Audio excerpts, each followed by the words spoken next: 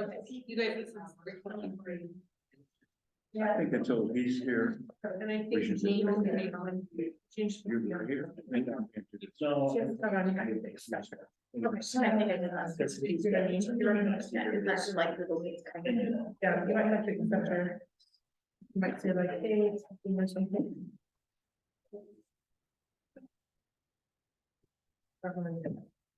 Thank you. Thank you. Thank you.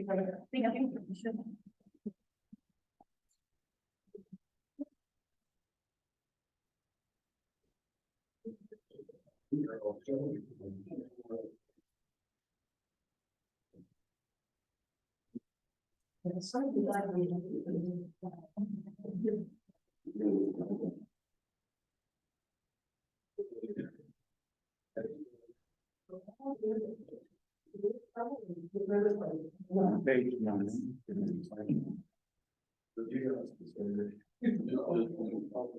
At the bottom.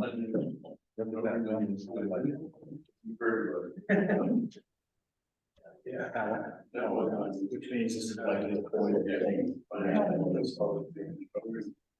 It is important. Not necessarily.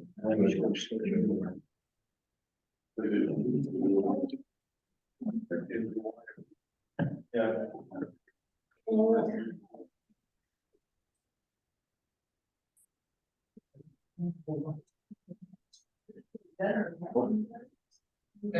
Is that on?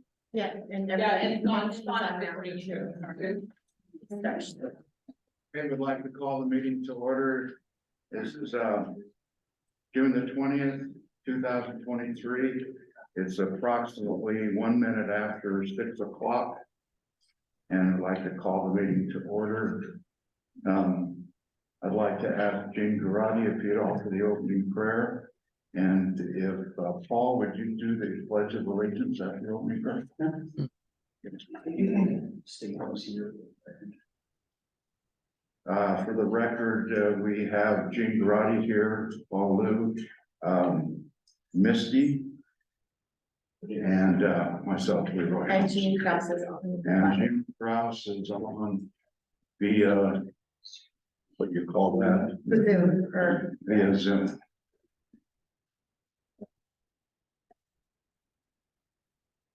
Heavenly Father, we're grateful for this opportunity we have to meet together as town residents and council and discuss the needs of the town. Grateful, Father, for the opportunity to live in such a beautiful place with such good people. We pray that thy spirit can accompany us this night as we discuss the needs of the town. We might listen with open minds and hearts and do that which is best for all those things. Thank you again for all the wonderful blessings, especially this temperate weather which we've enjoyed for so long. And the motion we've received this year. We ask these favors and blessings according to God and all in the name of Jesus Christ.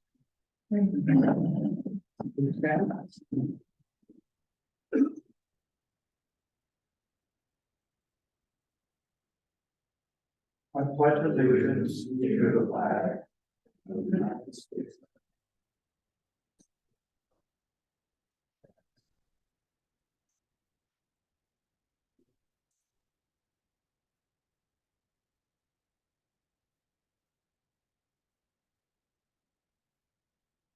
I'd like to thank Paul and Jean. Appreciate that. Okay, the first item on the agenda is the declaration of conflict of interest. Paul, do you have any? No conflicts. Misty? None for me. Leroy, none? No. Jean, are you there? Do you have any? Yes, I'm here, and no, I do not have any conflicts of interest. Thank you. Next one is a consent agenda approval of the minutes from March 9th. Work meeting, May 16th, town council. And June 8th, work meeting. Are there any corrections that have been seen by the council? I've already submitted my corrections. The only one that I see is on the minutes for, there have been, May 16th town council meeting. And I think we need to specify who seconded the motion. concerning, my conditions to the short-term rental overlay. I think it was Dean Kraus. Dean, do you remember? Was I'm this- sorry. Say that again. Say that again, Paul. We're trying to figure out who made the second, because it's hard to hear from the tape. To what's on, last, regular meeting, May 16th, town council meeting on the short-term rental overlay, my conditions that I made for the short-term Oh. rental. Yes, that was me. Okay, that was you, okay. Misty, yeah. Jane?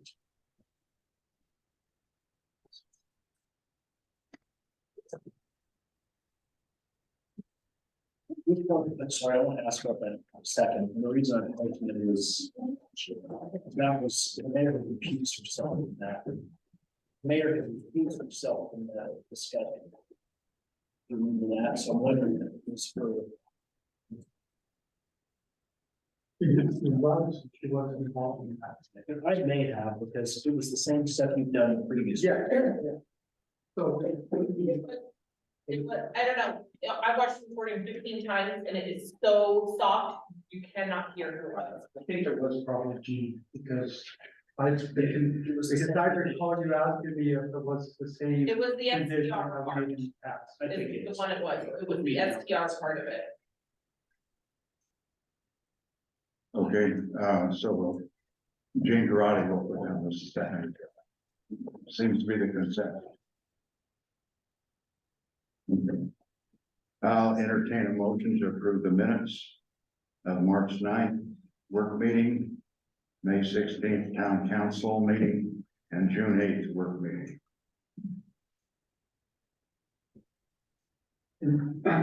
Did you want to include the approval of the checks for invoices? We're gonna do that after. So, By item then? Okay. yes. So moved. Second. Okay, all in favor? Aye. Aye. Okay, now entertain a motion if there are any, or if there are any questions for the approval of checks and invoice for May of 2023. Are there any questions? Can I entertain a motion? So moved. Second? Second. Okay, all in favor? Aye. Okay, it's open forum, and this is where the public can express and speak on any subject that is not on the agenda. You have 2 minutes. We'd like, if someone already gives the same thing you want to give, we would request you not to stand up, but let that person's voice stand for yours also. Okay, we'll open it to the open forum. We would ask you to come to the podium and state your name first. Real quick, let me interrupt. If you guys have not signed in on the sign-in sheet, you are sitting in this audience, you must sign in on the sign-in sheet.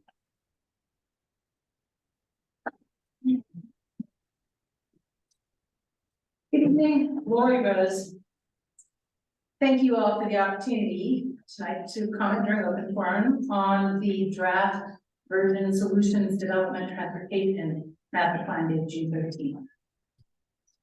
Please scrap this plan and start fresh with a citizen, town-driven vision for our streets that prioritizes keeping Virgin unique and livable.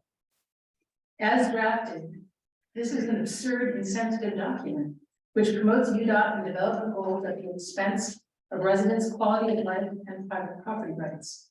To wit, the plan closes existing commercial and residential driveway access to SR9 in order to maintain a category 4 50-mile-per-hour classification through the center of town to speed tourists to Zion National Park.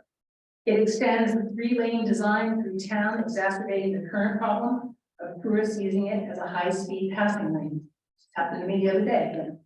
Creates resiliency, AKA alternatives to SR9 travel, by creating parallel routes on proposed arterial roads through the existing residential areas, which defy topography and private property concerns.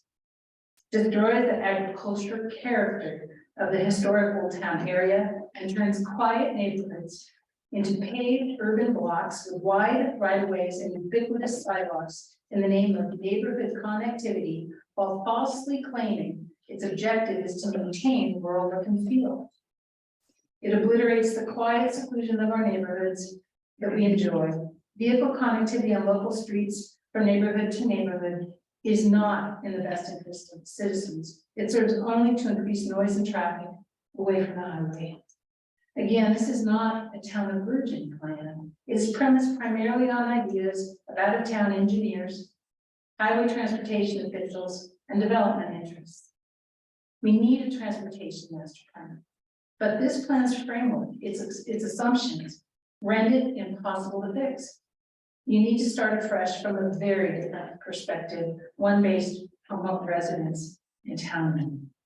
Thank you. Thank you.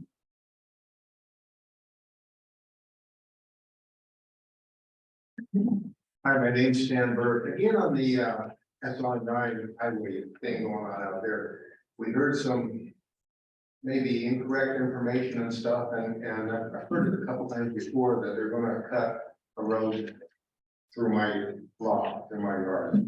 Well, I just wanna thank the mayor, Mayor Krause. She did very well. She got back and she did some excellent communication and kind of really settled that out. But the one thing I would like to do is, I've heard this for 2 or 3 times now that this is going on, but I would really like to put this to bed. None of us would like a road cut through our yard. And it's happened several times, so I would, really look at it in the future, maybe we could take a look at not want to do that anymore, so thank you. Thank you.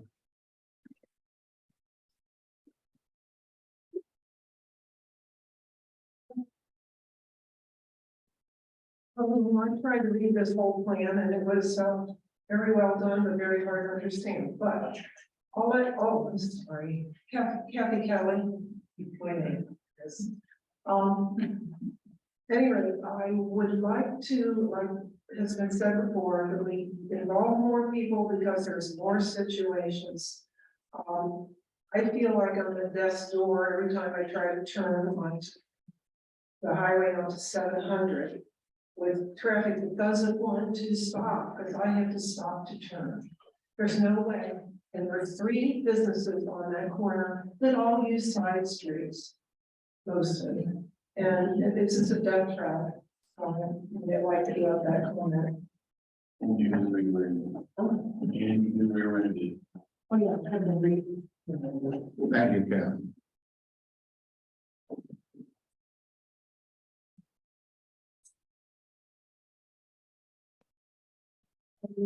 My comments will also relate to the master plan. First of all, thank you for making this information available.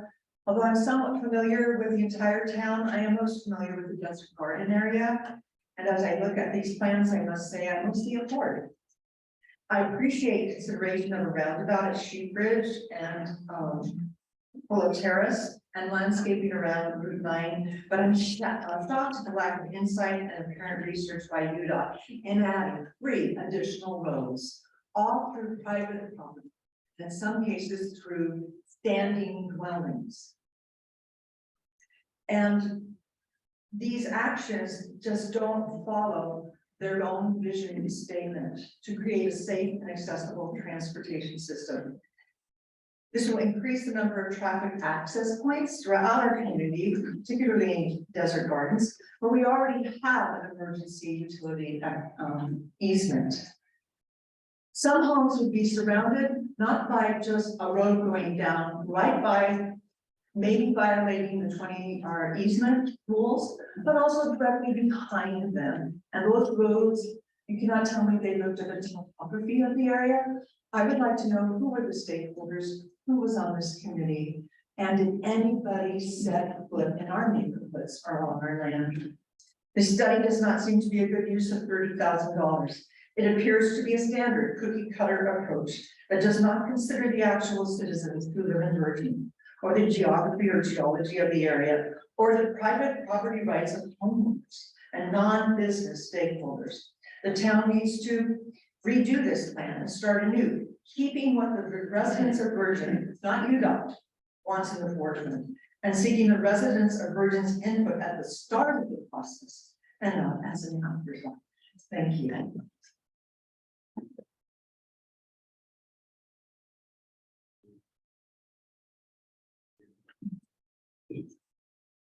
My name is Pat Galvez, I live in Desert Garden Estates. So this traffic master study,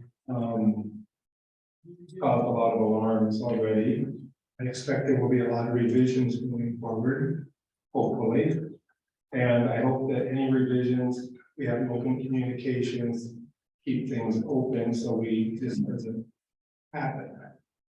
Because there's a lot of concerns in this town, a lot of good points by Lori, by Kathleen, by Darlene. But the plan is questionable because at the end of our street, 1420 West, it meets with Rulon Road, right by Sheep Bridge.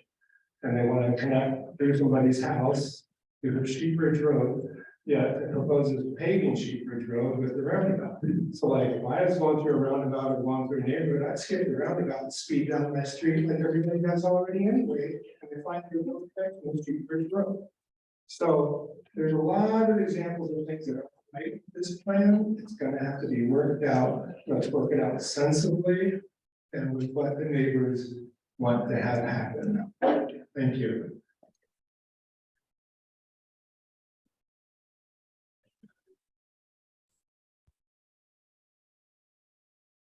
With me, my name is Karen Kendall, and I am the lucky landowner whose red line went right through my property to go down to Sheep Bridge Road.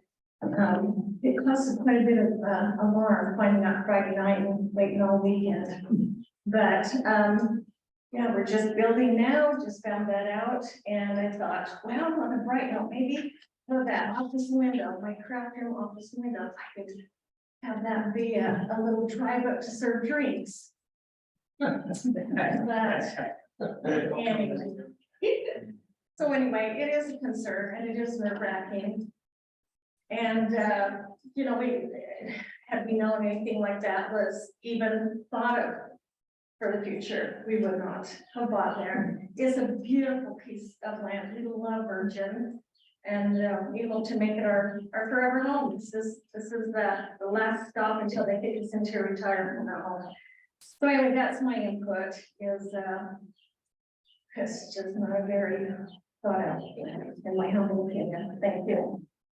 Thank you, Karen.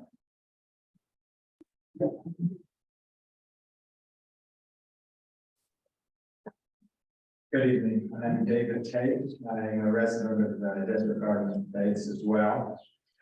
And I'm addressing this UDOT initial plan that clearly needs revision. You won't get support from anybody in our neighborhood, or they won't. Hopefully you're not supporting them. Hopefully you don't have a vested interest in this, but it does raise interesting questions as Darlene brought up, and I appreciate what Lori and Darlene and the others have said, and I put an exclamation point behind them. And also Darlene has a longer letter that's excellent that I hope she'll submit as well. We've lived there for over a decade and love that community. We don't need another road into that community. The emergency access road is sufficient if there were a need. Now, you may have never hiked down that wash, the beautiful area that the Nature Conservancy has preserved, and some of it I know is BLM land that I imagine these roads would be intruding upon. But they would have to build a bridge to get over that wash, from my perspective anyway. And maybe even on both sides, but that's a lovely hiking area for all of us in that area, and anyone else who wants to come over. You know, it's just a very key part of the reason my wife and I moved to this area too, because we want to be in a more rural place. And so what I think UDOT maybe needs to be focusing on is changing things like the speed limit to reduce that going through our town. This site is done in Rockville and Springdale. we could generate revenue for our town too, you know, the Springdale Police are very good at collecting revenue, especially from out of towners who don't know. Or don't think they're going to be enforcing those rules, so if we want revenue, we don't want to follow their illegal example that happened a few years ago, but we do want to follow, you know, that idea, of let's slow people down. For our safety and our well-being. Furthermore, in Desert Garden Estates, the speed limit goes up to 55 right there at the beginning of our, or part of our estates. I would ask UDOT to move that speed limit sign at 55 miles an hour, another quarter of a mile down the road, or even an eighth of a mile, past our residential area. Because, you know, as soon as people see that 55-mile-an-hour sign at the beginning of Desert Garden Estates, they start revving it up. They're going 55 all the way through our neighborhood. It's loud. The revving up is loud. So I ask you to consider that something that would improve our area. And I do like the improvements in the landscaping and so forth that have been proposed. Anyway, I thank you for your time, and please represent us as members of your community. This is specifically our neighborhood. Think about how it be in your neighborhood, and please take us into consideration. Do unto others as you have others do unto you. Thank you.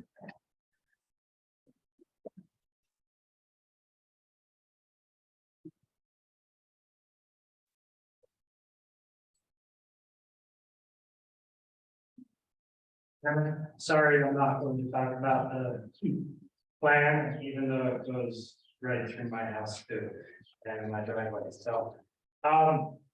Anyways, Jay Lee was planning on being here to give his report on mosquito abatement. And I'm not gonna take a lot of time on there, because you do have, I think, a copy of stuff in your packet. The district's doing well, we're catching plenty of mosquitoes. But this is the time when people have to be vigilant. They're gonna be outside, it's gonna warm up. You're gonna wanna go hang out in the dusk hours, and that's when mosquitoes are most prevalent. And there's definitely a West Nile virus concern, health concern.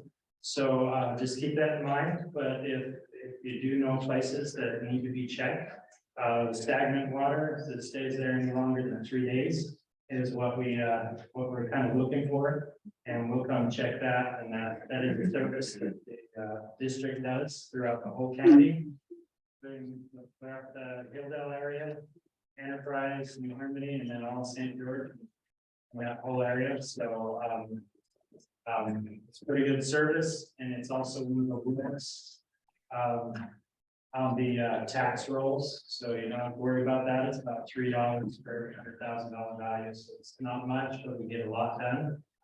For those in the audience and you guys, I do have some flyers that explain what we do, who we are, and a little bit about mosquito and some fun facts about mosquitoes as well.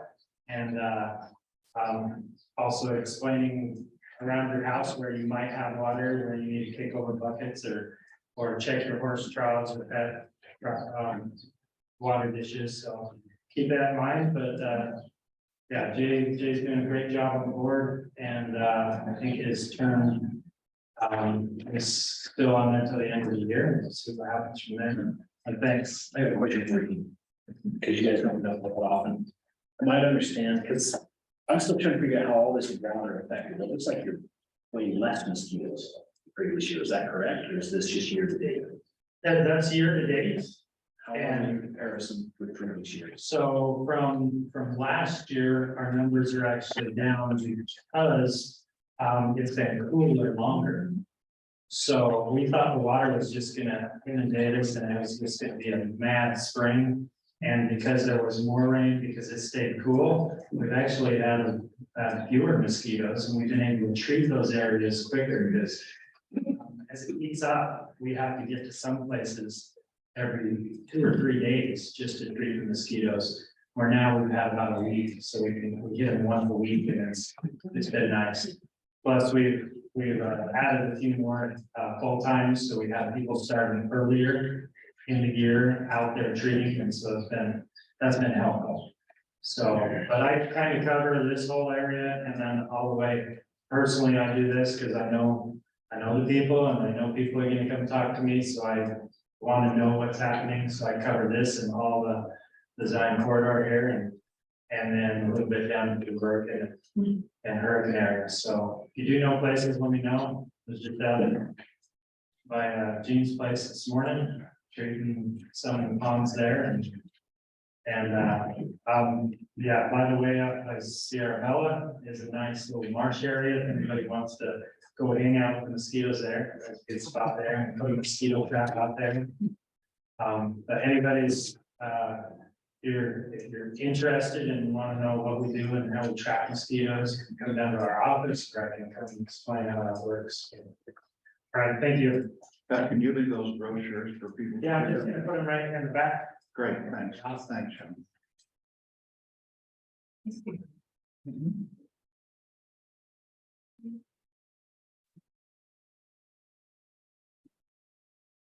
Folks, me and Cameron. So I got to talk about the transportation plan as well. When I was reading through it, and maybe I just haven't found it yet, it seems to be missing some really important planning stuff that should be in there, something that planning and zoning has been working on for a while anyway by ourselves, but it doesn't show future accesses on and off SR9 where the town would like those. So that as businesses come in, we know where those accesses are going to be. So it doesn't indicate those on there, to my knowledge. The other concern I have with this plan was, if this is going to be adopted into the general plan, this should have been something that planning and zoning had been working with and bringing to the public as it has been being completed. To my knowledge, there has been no planning and zoning input or cooperation with them during this process. So planning and zoning's main job is to create a general plan and to plan for development. Yet this large plan has been created by someone without any input from the body that is supposed to be creating these plans. That's all I have to say.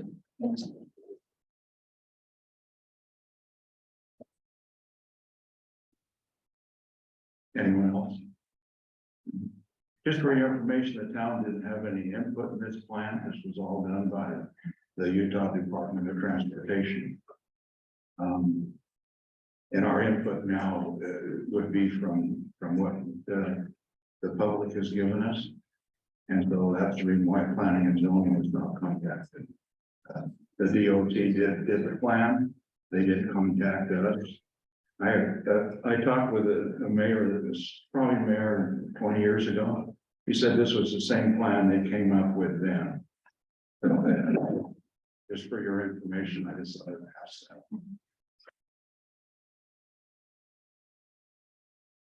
Okay, are there any other comments on any subject from the public? Can I ask a question? I Yeah, gotta go there and do that? you want to come to the microphone? I'm not giving you my name, too there. All right, it's Mark Petersall, and I'm just wondering, what is the motivation for you guys here? You guys aren't involved, the town isn't involved. It seems, well, I don't claim to really have read this in detail, but when I read it, it seems absurd. What's you guys' motivation here? I'm a bit at a loss to understand. I can't comment on that because I do not know. I will answer that. Yeah, this plan. I will answer that. Can Can you guys hear me? Do it, so. Gene Krause. Okay, Jane, go ahead. I'm sorry I interrupted you. No, I'm sorry, go ahead. No, I was just saying, I'll answer it during council comments. Okay, Okay, thanks. you're welcome. I will answer. Okay, it's time for council comments then, if we don't have any other from the public. Jane Krause, would you like to go first? Sure. I want to make a comment first. I've heard a lot of people over the years since we've been doing these Zoom meetings, well, even when we were using the other system, for broadcasting the meetings. I've heard from townspeople that the sound is terrible. And I have to tell you, most of what's been said tonight, I've maybe understood every other word. So I did not hear, I was unable to understand all of the comments that were being made. However, what I will say is UDOT contacted the town and said, we're doing an access management plan in Virgin. We're going to do it with or without you. If you want to be involved, they highly recommended that we be involved, the town administration, and that they were doing this plan with or without us. At a town council meeting, when we were discussing how much money the town was going to put in for this access management plan, the town council asked UDOT if they would include looking at connector roads and ways to connect the neighborhoods in town. Their initial plan was to look at Highway 9 and Highway 9 only. The town council asked them to expand it to include connector roads, and we put another $5,000 into our budget to cover, that's what they estimated it would cost, an additional $5,000 to look at connector roads. And I have talked with them about their proposals, told them where I think they won't work, but they want them to leave the plan as they prepared it to go out for public comment. Now, all of the comments tonight actually should be addressed to UDOT and not to the town. But what we will do is when Crystal does the minutes, which she will do them within the week or by next week, we will send all of the typed comments that everyone made tonight to UDOT for them to include as they consider comments and figure out how they're going to amend this proposed plan.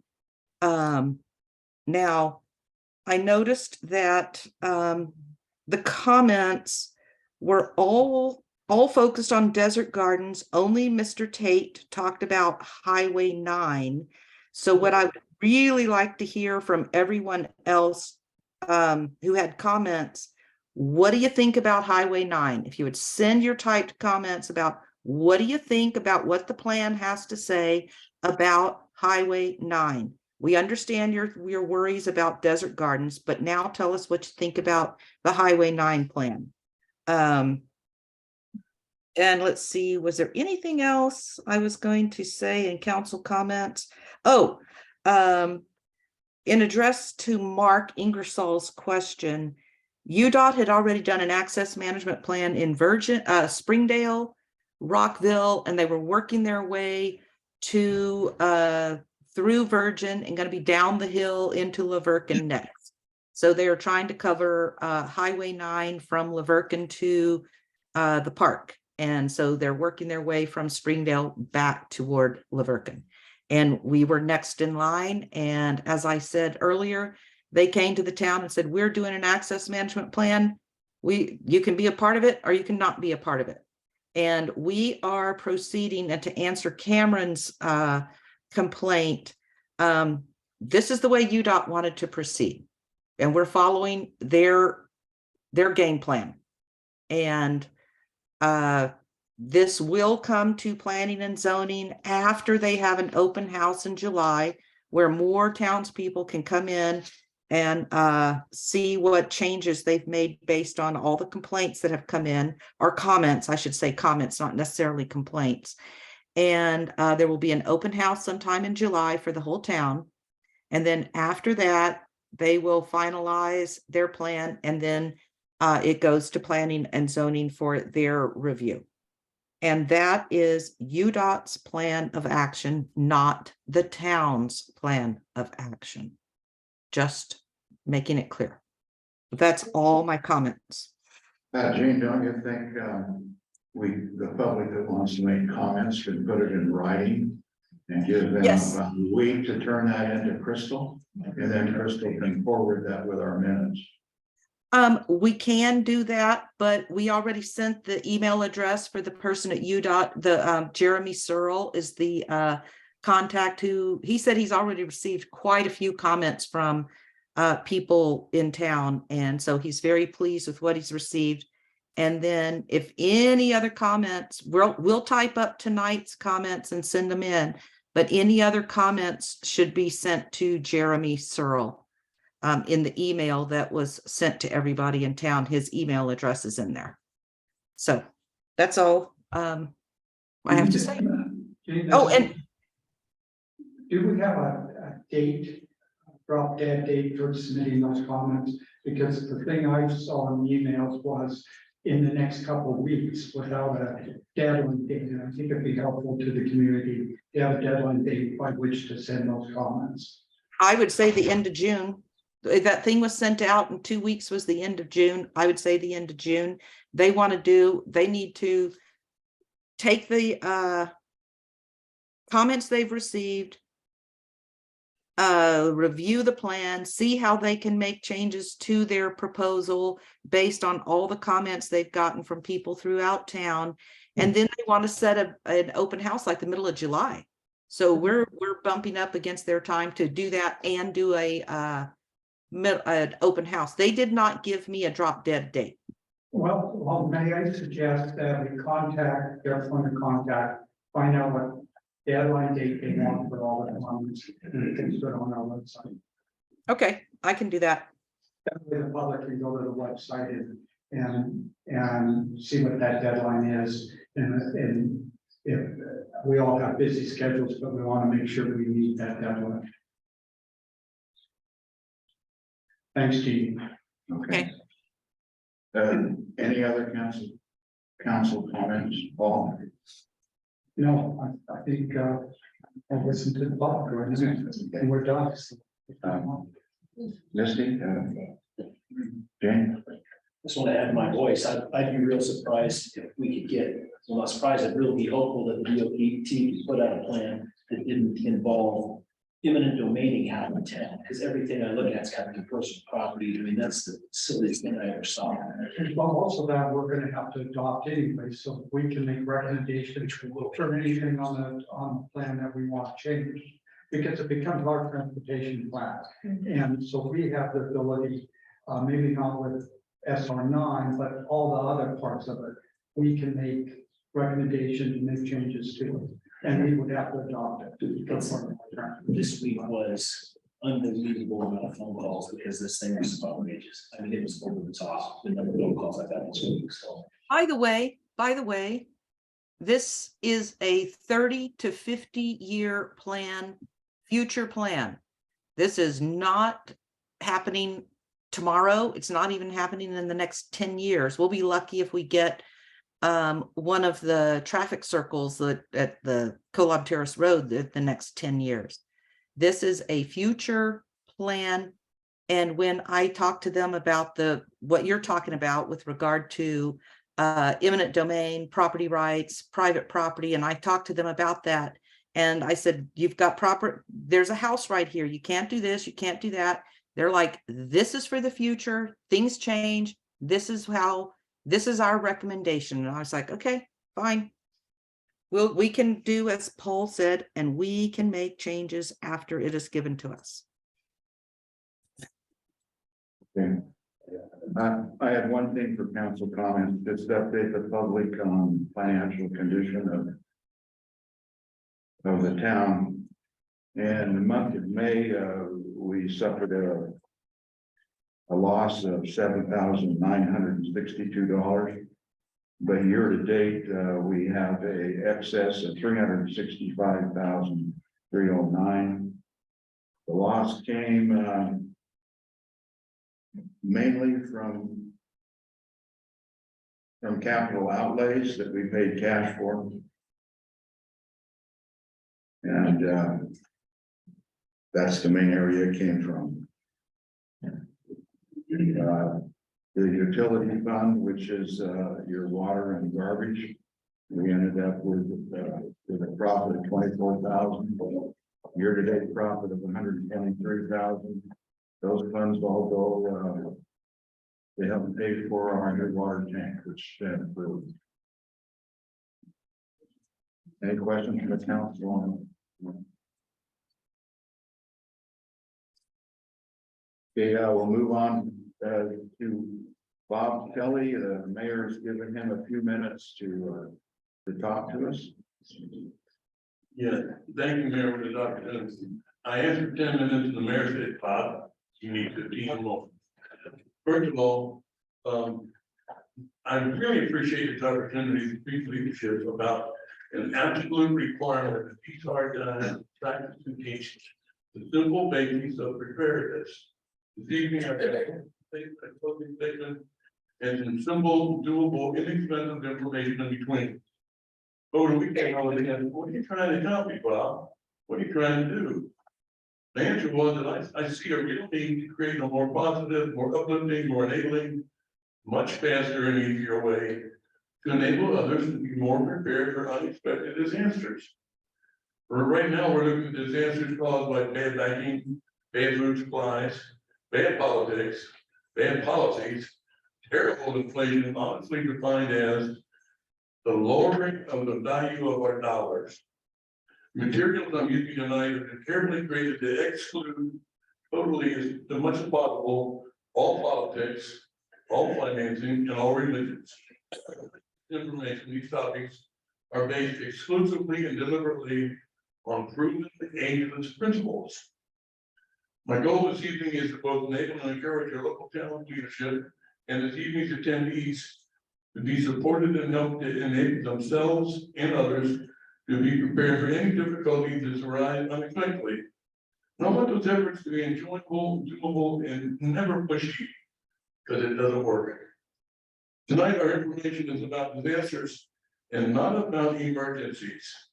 Emergencies are generally about short-term events.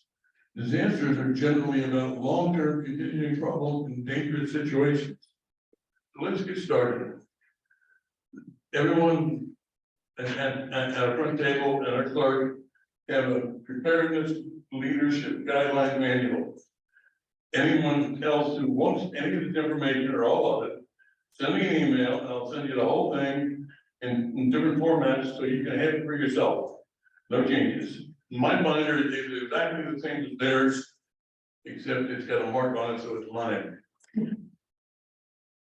You've each got, everyone here, the 10 topic information page. It looks like this. Now I'm on page 2. That's my only statement. There's 10 topics in the binder. Just going to give a few words to highlight each of the 10. Number 1 is titled Successful Preppers. Preppers, we are here to help you. That's Kathy and I. Everyone is a beginner prepper at startup, and that startup will be and always has been easier, more likely to have problems when we have an experienced helper from day one. When we have volunteered to be the helper from day one. Number 2 is titled Improving Key Leadership Guidelines. Proven is the key word at the beginning.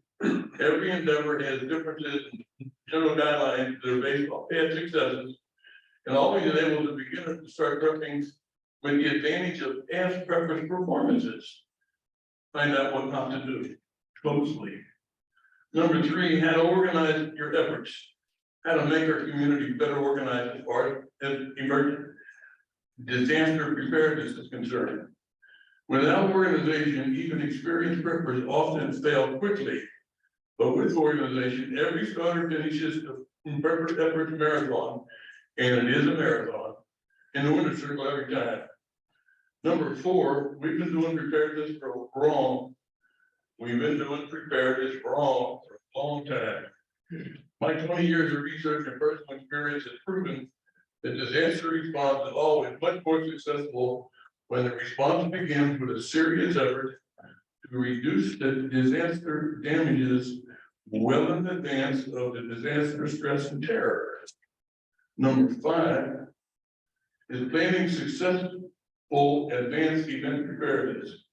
Without a documented plan, and this or every other effort that's made in anything, every effort to enable yourself and others to overcome disaster damages will always fail in many critical areas without a documented plan. Number 6, 12 ways to prepare for an economic collapse.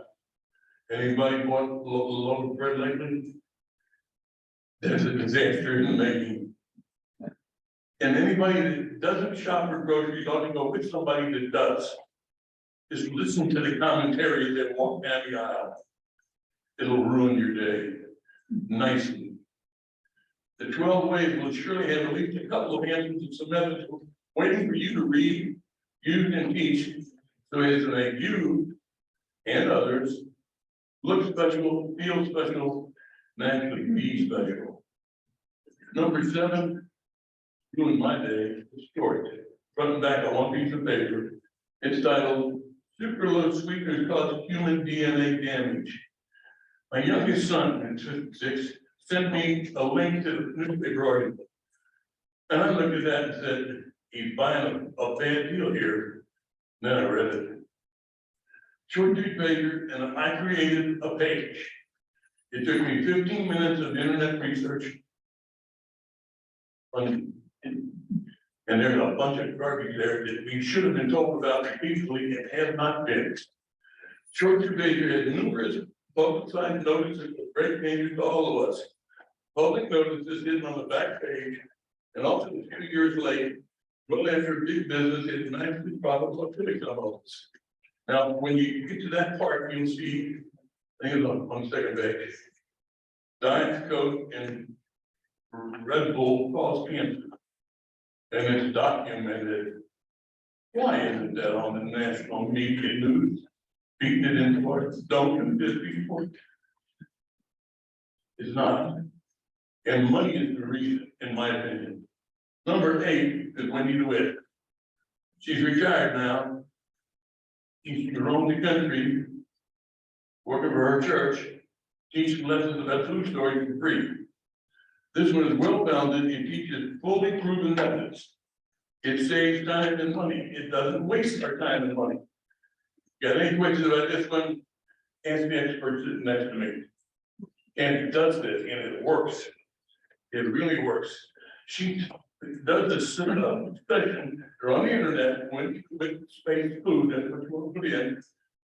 Starts out with saying, some people don't prepare for things to go wrong because they know some bum when he comes gonna come and steal all their stuff. And she says that could be a legitimate worry, but the real worry is that you don't want to become the bum with the gun to go to steal somebody else's stuff for your kids. They've got my attention. Number 9, how many questions concerning the EMP? I wrote this one based on strong research and personal experience. By the way, it says, I personally wrote and had published 5 of the 10 articles. My work. Numbers 1, 2, 4, 5, and 9.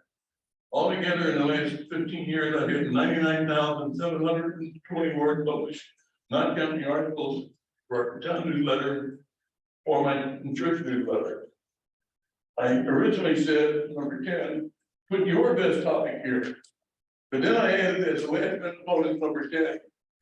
10 tips titled, how to cut your electric bill in half. 10 affordable tips. And in the body of the article, He said, well, almost in half for most people. He covered himself really well. And again, all of this is available, and all you have to do is send me an email asking for it. Finish with the middle part. Oh my God. Long time. You're good. Now, my page 3, 22. Now my personal preference statement. And this is directly to my leadership. Dean, thank you for this opportunity. I really need that. I really need that. Recently, a close friend and I had an after-lunch conversation about the insanity of recent national banking rules and greedy mismanagement. Let me add something here. That bank in California that failed, the first of the bunch, that morning of the afternoon where it failed, most of the investors that put money into it started, sold out everything and walked away with their cash. A couple hours later, it failed. That's tacky. Might be illegal, I don't know, but it's really tacky. That's greedy mismanagement. That entire topic was then followed by our recent personal observations on the ever-growing food shortages. We agreed the horrific higher cost of food is caused by the impact of shortages coupled with daily decreases in the value of the American dollar worldwide. My opinion, big business, big government, alike telling us the higher costs are caused by inflation. While we know the higher cost is the direct result of the lower value of the dollars we pay for the same product value items. It was truly a sad conversation. We had no solution to the problems we face daily. And then my friend made a startling comment to me about me and spent on my efforts to help our community to be better prepared for the near future financial and social disaster we're facing. He said to me, well, Bob, you're the only one I've ever heard of express concern for the safety of our whole community. Just you, no one else, not ever, just you. Well, I thought about his comment the same answer and I realized it was correct in his comment. And yet I am steadily failing to wake up the town folks to our new, angry and dangerous, crime-ridden society and the financial system failures. And it is a new crime-ridden, nasty place to live these days for many people in many areas. Yes, I am failing to enlighten our neighbors in massive efforts to underreport the banking abuses, the food shortages, the societal failures, the agenda-driven education system. Yes, I'm failing because I'm alone in my effort to help our community. We need for all of us to be one extended family. You folks here tonight, all of us, are our natural leaders. Now is the time for us to actually be the leaders we can be, actually be the leaders we must be. Our mayor, our city council members, our committee workers, our town folks, all of us working together to safeguard one another, well in advance, this specific group plans is the only proven winning response to any disaster. That's it, only. History has proven repeatedly that without positive examples, visible laboring, caring leadership, documented preparation and response planning, families will be destroyed. Children will be lost. People will die needlessly. Yes, people will die who should have lived. People you know personally, people you care about, possibly in your own family will die. Because planning wasn't done and then put place and put forth. On the very first day of the country war with the recent combined and well-equipped Russia-China military alliance, everything we experience in our daily lives will be changed or stopped or delayed, perhaps forever. On that same day, first day of the war, the albuterol inhalers that I get from the VA for COPD, which I need to stay alive. Without one of these, I die. I know I will, but I did. My inhalers are manufactured in India with ingredients from China, purchased by your federal government. Buy one of these in India, sent here for $7.50, Walmart for $40.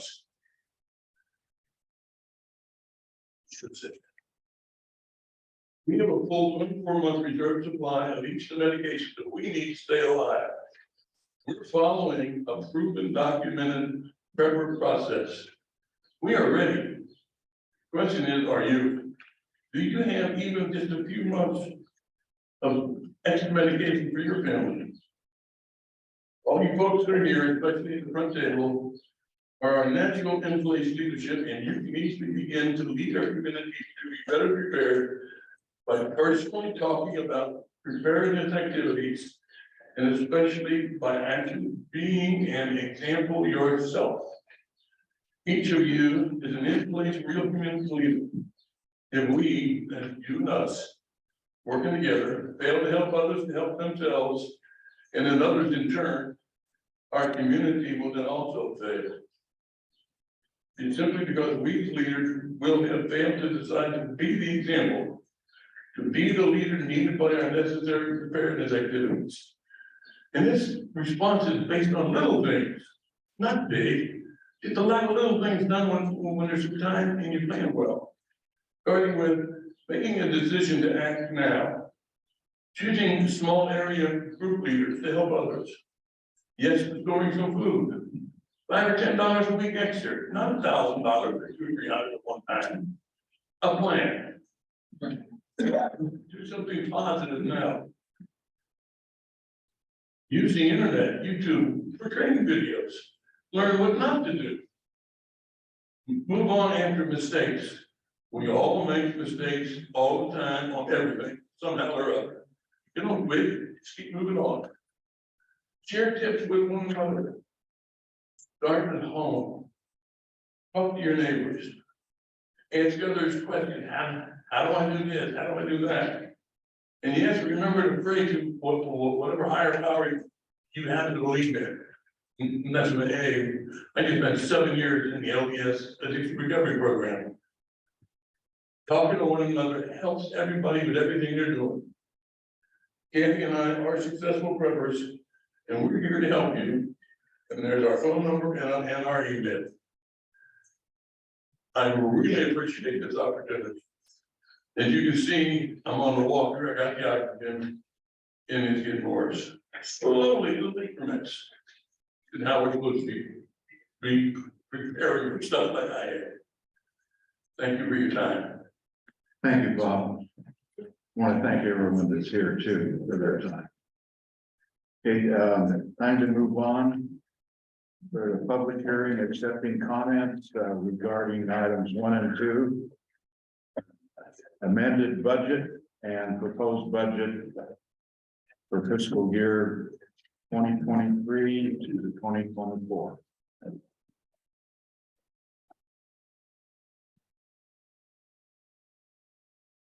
Any comments from the public on the budgets or the amended budget? So we need to motion to open the public hearing and close the public meeting. Second. Okay, let's vote.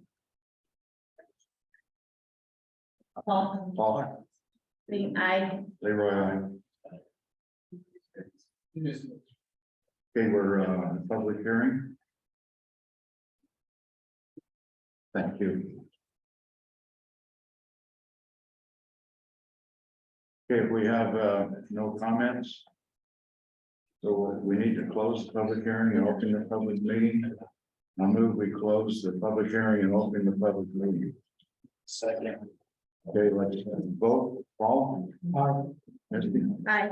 Leroy, aye. Jane, aye. Gene Cross, sorry, I left you out. Like to vote? Shoot.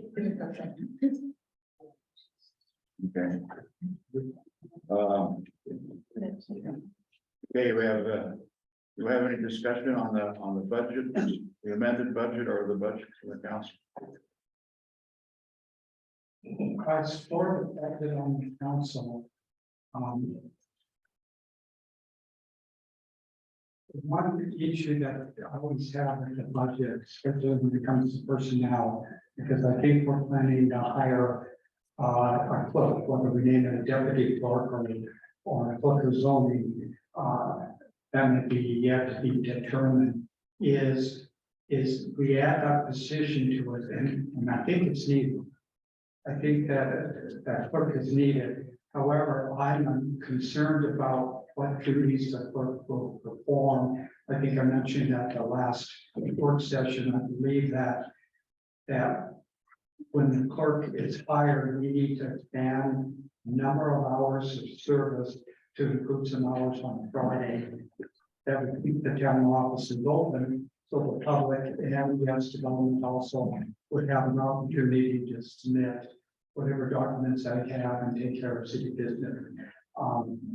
So I think as you mentioned, I could vote no on this without the insurances, but my no vote will be not against the budget, but just that we haven't really defined exactly the clerk's position. So I'm in support of the budget, but I have concerns about what happened. Any other comments?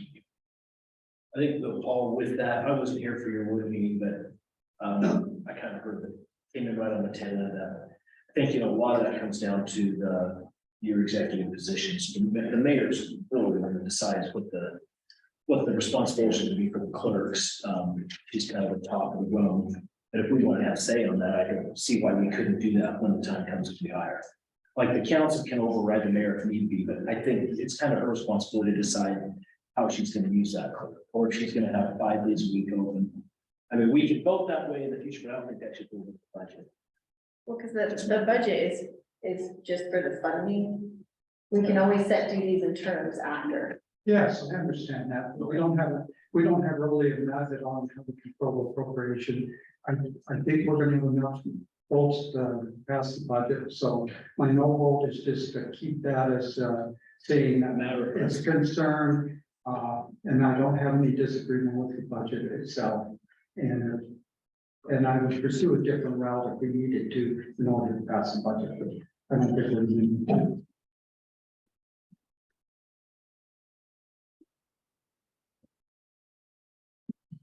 Okay, any other comments?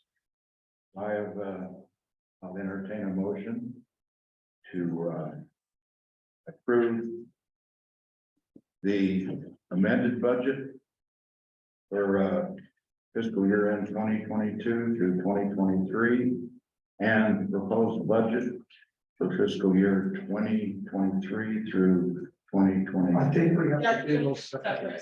Have to do them separately? Well, then I'll entertain a motion for the amended budget then.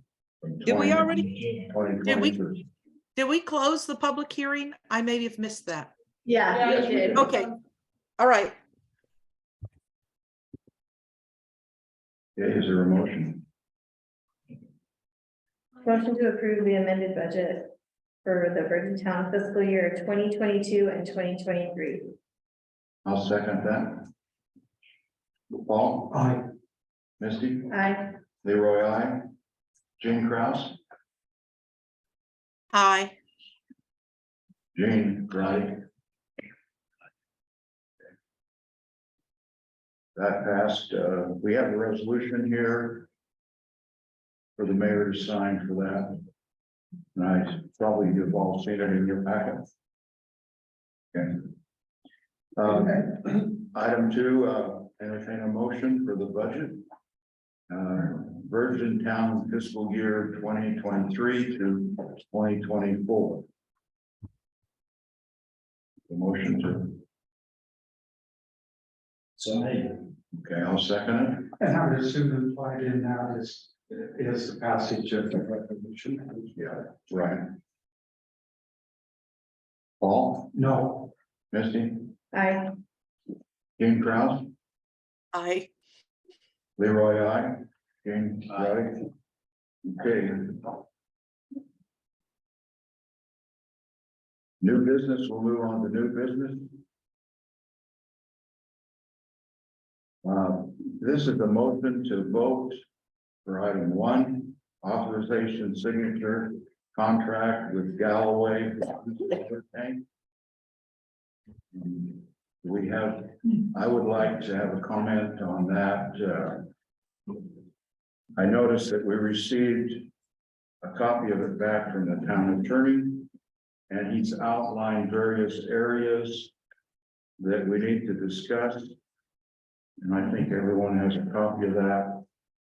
I would like to have the town attorney here to go over why he's outlined those for us.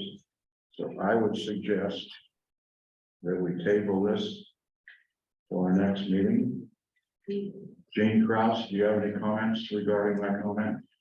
Yeah. I will, if, when you print out the thing that came from Heath Snow where he reviewed it and he highlighted, he made comments about on each of the highlights, but you may not see it unless you're looking online. I don't know if the comments printed out, but he No, they printed. didn't. Okay. Jane, I didn't print out, only the parts Okay, well, that he gave an explanation for each of his concerns, and I have no objection. I agree with most of his comments that he made. And what I'm thinking I will do is go sit down with Galloway and go over all of Heath's concerns with them. So I have no objection to continue tabling this to next month. No problem at all. But in the meantime, I'll go talk to Galloway. Okay, is this time sensitive in any way, Jane? No, the only thing that was said was that the state will not release any funds for work on the water tank until we have this contract signed. But I don't see there's any problem with, given how long this has taken to get to this point, I can't imagine that there's any problem with putting this off for a month. It's taken years to get to this point. So 1 month is not going to be a deal breaker. Okay. So- Any other comments regarding this from the council? I think the month, 1 month delay is appropriate because I didn't read the contract. And so I just got it today. But if it was time sensitive, there's work we could proceed, but for the visit, I move that we table this matter for 1 month to the next regular meeting. Second, Okay, let's vote on it. Paul, Misty, aye. Gene Cross, Leroy, aye, James Roddick. Aye. Okay. So that's table. Okay, a discussion. Item B under new business about Pocketville Park. Any discussion? Okay, I want to say that I had a conference call this morning with the Alcohol Control Board, and I did not quite catch the job title of the one guy who is in charge of licensing. His actual job title, got his name, but not his actual job title. But what they said matches what was said that Jim and Naomi conveyed to us several months back. They wanted to know what the zoning was. And I said it's zoned rural residential, and that in fact, all our parks are zoned rural residential, except for the BMX track, which is open space. They then asked, had it ever been determined, set forth by resolution to be a park? And I said, nope, it had not. And I went through all the minutes back in 2015 when we were deciding what to do with the property. And I have the deed, a copy of the deed that from the bank when they transferred title of the land to the town back in 2013. So the land was transferred to the town in 2013. There was a discussion about what to name it in 2015, but there was never a resolution on any of it. And that was one of the things they asked. They wanted to know, was it in the town charter as a park? And I said, no, the town didn't own it then when the charter was done. They wanted to know if we had an actual formal parks and recreation system in Virgin. I said, no. Then as far as they're concerned, all we have to do is a resolution naming it. And they do a site visit on the restaurant. When the restaurant applies for a license, that's when the site visit comes in. And that is purely to do with the restaurant itself. And they look at where it's situated. And they said in the resolution, when we name it, as long as we call it common area or a gathering space, that that is all that's necessary, that it is not technically a park, but it is a common area or a gathering space. And we can say that in the resolution as we come up with a name. Now, I did not prepare a resolution for this. This was just for us to discuss today. And I will prepare a resolution for next month, depending on what how our discussion goes today.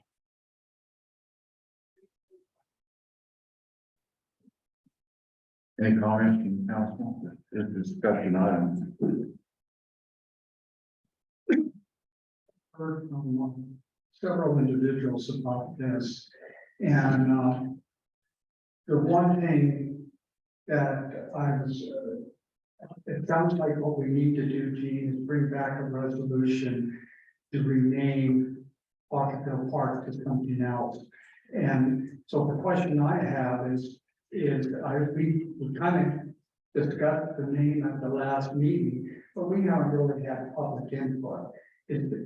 is there any reason we can't solicit public input as the possible name? And then the council pick a possibility of 3 and do a vote from the townspeople as to the name? Or just that interfere with the time limit that the applicants have on their licensing? Or No. does it matter at all? What we had talked about at the work meeting, when we were talking about this topic, was to go ahead and prepare a resolution for a name in the meantime. And then submit it to a vote. This allows the property owner, the commercial business owner, to move forward with what they need to do to get their business going. And in the meantime, we can, it's like a placeholder name. And then we can check with the public and see if they like the name, if they want a different name, and then we can do a second resolution later to change the name if ultimately the public says they don't like the name that we've given it. And that's what we talked about doing at the work meeting.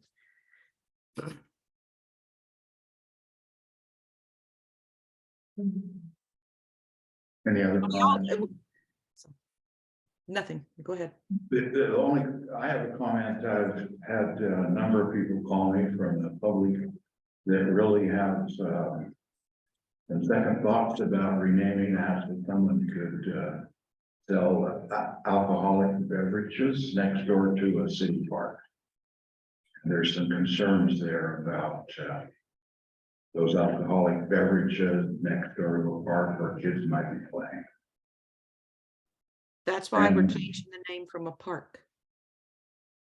I'm sorry, I couldn't hear you. Yeah. I said, that's why we were changing it from technically a park. Although the public can still go there and do everything they're currently doing with, that does not affect a single thing about how how that piece of property is currently being used. Everybody can still use it the same way. Yeah, but that's the thing is that that's right next door to an alcoholic beverage, whether it's named a park or it's named something else, it's next door. That's their concern. And I'm just voicing that for the councils. Yeah, and I, Understand. one of the comments that I got was that we only have 2 parks in town, other than the Falls Park. And, by taking them away and not repurposing them for that reason, it wasn't necessarily renaming it that was the problem. It was more repurposing it to like an event area instead of making it as a park, a usable walking park and things like that. Those were the comments that I had received.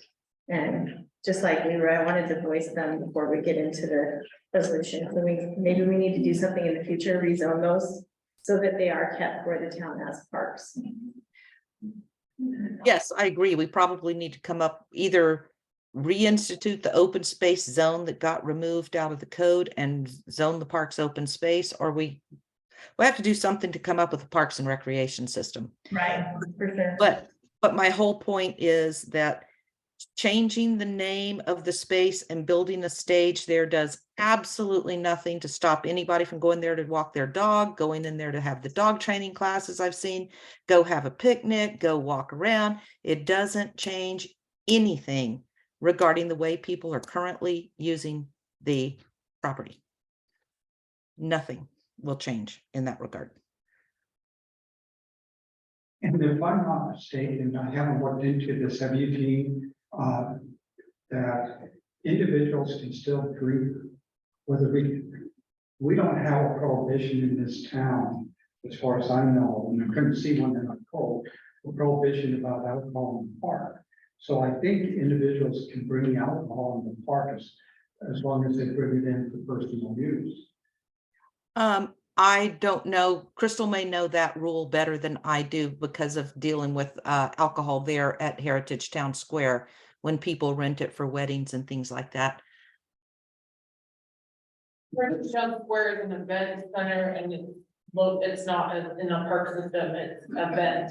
So they have to have an alcohol permit to have alcohol here. No, So that's yeah, not what. You can't have alcohol in parks, right, by the state statutes? I haven't looked at. Technically, Utah state statute, you're not supposed to, it would be considered an open container and you can get a ticket for it. Right. That wasn't the, okay, that wasn't Paul's question, but okay.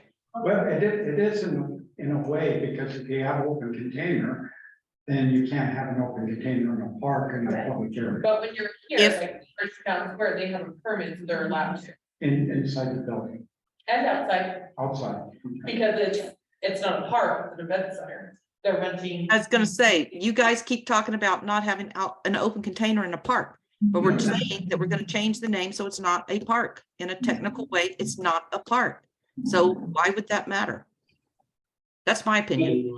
I think the concern, Gene, is that people are saying if they're having a wedding there, they don't want some drunk come walking in, but I think we're getting a long ways away from the actual reason. The whole reason we want to do this is because they want to do a nice restaurant, similar to George Ravino's, that's gonna have the opportunity for individuals to purchase alcohol. Correct. The ATF will not allow them to do that unless they are so far away from a park. So by renaming the park, it just allows them to do that in their restaurant. It's not like it's gonna turn into the old 101 where people are walking out drunk and pissing all over the place. So I think it's gonna be an upstanding, place where people can go and have a nice dinner and a drink. And I don't see there being overall. I mean, from what I've seen of their plans, I think really this is just about allowing them to have their restaurant with alcoholic beverages served there. Thank you, Gene. That's it in a I don't know if nutshell. that defines it, but it's not gonna change the nature of the park at all. We can still have weddings and everything else that we normally do. Or whatever, but it doesn't, it's withholding his ability to be able to run a restaurant like. That makes sense. May I make a comment here about this? It's up to him. Literally. I got 7 years in the Dictionary Recovery for LDS Church. Weekly management of people and listening to the stories. What we're really talking about here is a societal environmental change. We probably ought to be talking to the county police department about statistics and so on about data. And maybe if we decide to do this, put up a sign that says we used to call this a park, but we're not gonna call it a park anymore, even though it's park-like activity, because we want these people to be able to sell booze. If you can't put the sign up, don't do it. It's just a societal change, in fact, the whole community, especially people with children visiting. Think of the park. I think what we need to do is put it on the resolution for next month, and listen to the public about that, and then that'll give us time to research it a little bit more and hear what the public has to say. I think we need public comments on it before we do it. Yeah, before we go on. Yeah.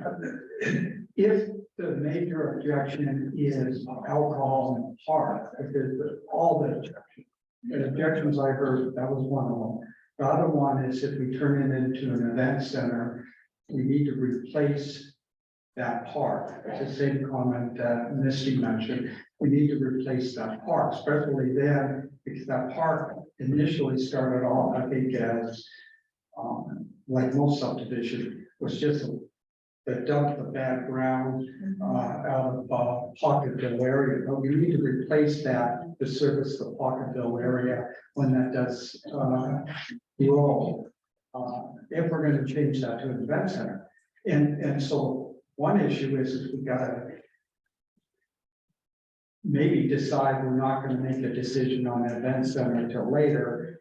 And then that eliminates some of the issue with that park, or whether you name it a gathering area or community event center, we can still prohibit the service of alcohol there if we want. And so that gives us a little bit of control over the service of alcohol. But we need to listen to the public to see what their concerns are, and then we can adjust the decision accordingly. I think that's exactly right. Yeah, I agree. You still have control of the park. But with that PARK as part of the title, it's stopping these guys from being able to professional. So really, I don't give a call recreation area. People are saying, go back to what it used to be, Grandma's Pond or something. It's called. It just comes down to, in my mind, are we really worried about, drunk people walking through the park, or are we just not wanting this guy to have his restaurant? And one of the issues, one of the items I submitted to the capital improvements committee was that we do a master plan study of our parks and park meetings. So I'm hoping that committee finishes the business, that master plan will be up on year 1 versus year 5. And then we can at least establish where we need the parks, how many we need, and what the parks should do. So it's a push to get that master plan. Hopefully soon. Can I ask a question, anyway? I just want to ask Mr. Story. Is it something that can be put, I mean, you're able to open your restaurant without that and get that at some later point, right? If we open this for public. How much should I make it like? Well, if we want to get public input, and I agree with Paul, it feels like when we try to do something like this, where we just make a decision, it feels like knee-jerk reaction, and public doesn't like that. Nobody likes that. So if you were able to continue with the rest of the plans for your restaurant, and then we work on trying to get, deciding whether that's something they want to do or not, is that going to hold you up? I don't think it'll hold us up on the planning phase, but it would, and hopefully not looking for business, but if you go still construction and stuff, you know, we probably have some months before we stop. That's for business. Yeah, I know ATF takes a while, like any government agency take forever to get anything done, so. But at least that way we can open up, if that's what you guys on. Thank you for that input. Yeah. Appreciate it. Okay. I think it's time to move on to the other item. Amending fee schedule, and I don't see anything in our packets about a suggestion from the town management for any changes in the fee schedule. So I would just move that we postpone this till next council meeting. I wanted us, Right. I'd like to see the fee schedule, when we have through the work session, see the fee schedule that we have and discuss how we want to change it. Right. this was just, JD, you had a comment? yeah, this was just for us to talk about. We talked about this at the work meeting, that with this new development review committee, the cost of to the town to go through the process for a conditional use permit is now going to cost the town more time and money and effort than it did before. And so therefore we should raise the fee for the conditional use permit. We discussed a fee at the work meeting, and we discussed who's talking? Okay, then discussed at the work meeting that we might potentially, that we would look at the rest of our fees that have to do with building anywhere in town and see if those fees needed to be raised also. And to do this in conjunction with us, right as we're doing a new budget, that this is when you would raise the fees. So if we prepare, I think what I'll do is I'll prepare a resolution for next month that we can talk about to get the ball rolling. And I've made some notes. I've made a copy of the fee schedule, and I've made some notes on some things where I thought maybe some potential changes could be, and we'll talk about it next time. So, but I just wanted to remind you guys that we already talked about this at the work meeting, and that's why I put it on the agenda. I also want to add to that. I understand, you know, we changed the CUP process, and it is going to require more time. And additional people and travel and everything else for these people to come in and meetings and people to sit and take their minutes. I get that. But I think that we need to put as much of a emphasis that was put on the change the CUP program. I think we need to put that same emphasis on eliminating CUPs and making conditions, permits with conditions.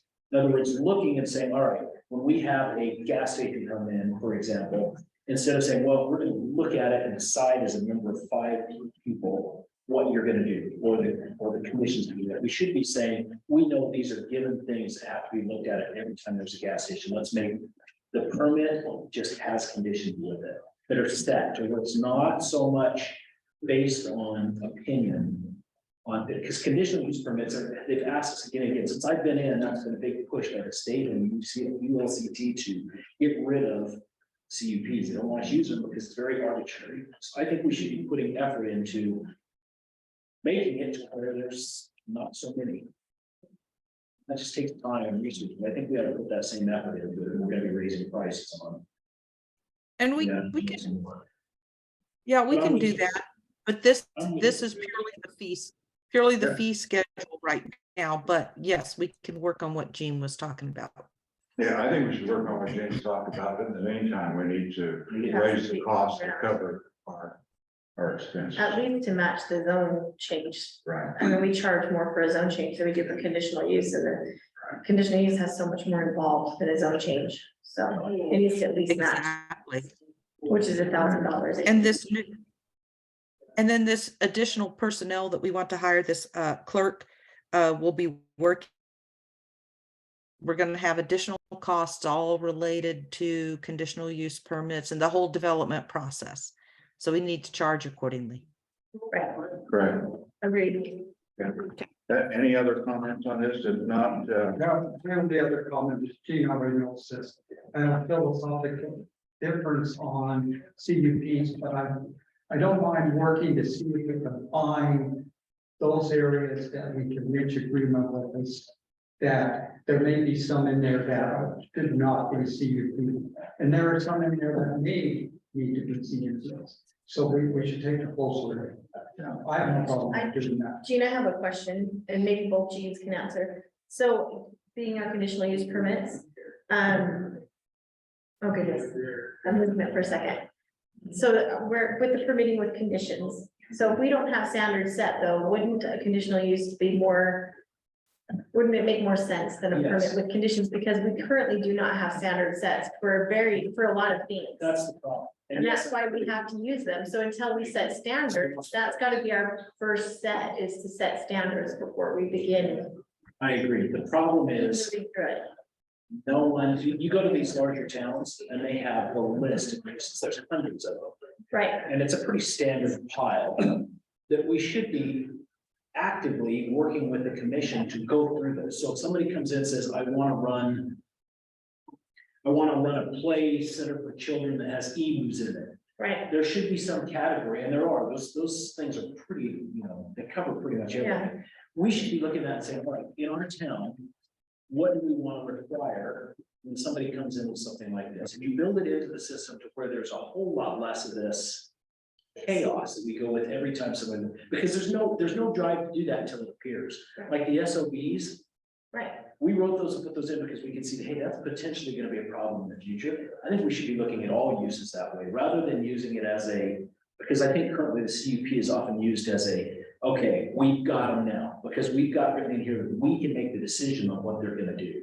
but And it doesn't get used as hey, we wanna help you, it get used as a cudgel, we wanna stop.